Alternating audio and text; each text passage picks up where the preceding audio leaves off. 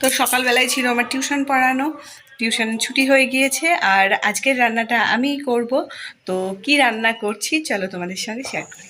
তো আজকের রান্নার স্পেশাল মেনু হচ্ছে মাটন বিরিয়ানি, যেহেতু বাড়িতে দিদিরা বেড়াতে এসেছে তো দিদিদেরকে আজকে আমি মাটন বিরিয়ানি করে খাওয়াবো।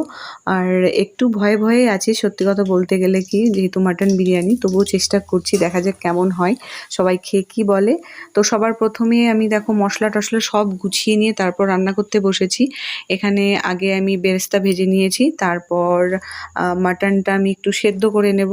ভালো করে আমি সেদ্ধ করে তবে মাটনটা কষবো, আমার এভাবে একটু মনে হয় বেশি ভালো লাগে।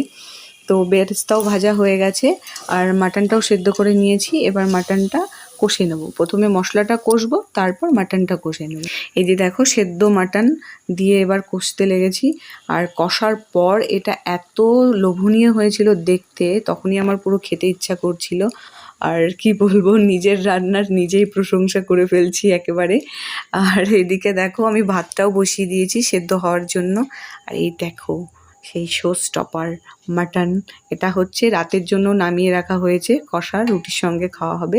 আর যদি বিরিয়ানির সঙ্গে কেউ একটু একটু খেতে চায় তো সেজন্য। আর এই দেখো এদিকে আকাশে কি মেঘ উঠেছে, এত গরমের পর বেশ ভালোই লাগছে তবে মেঘটা দেখে। তো চলো এবার বিরিয়ানিটা দমে বসাতে হবে। এখানে হাঁড়িতে আমি ভালো করে ঘি মাখিয়ে নিয়েছি, তারপর আলু, মাংস আর পেঁয়াজের রস একে একে সমস্ত কিছু দিয়ে এটা দমে বসিয়ে দেব।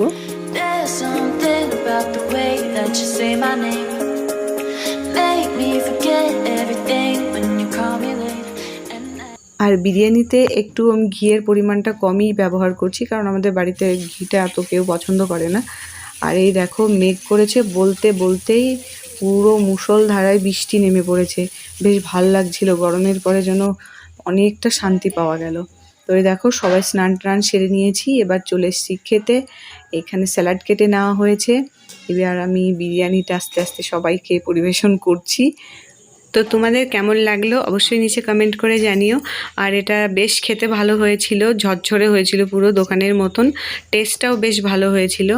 তো চলো সবার রিভিউ নিয়ে দেখা যায়। তো দেখো ভাগ্নে বাবুকে বলেছি রিভিউ দিতে যে কেমন হয়েছে খেতে, তো ভীষণই লজ্জা পাচ্ছে। আর এদিকে সবাই বলছিল খেতে বেশ ভালো হয়েছে। তো আজকের জন্য টাটা, বাই বাই।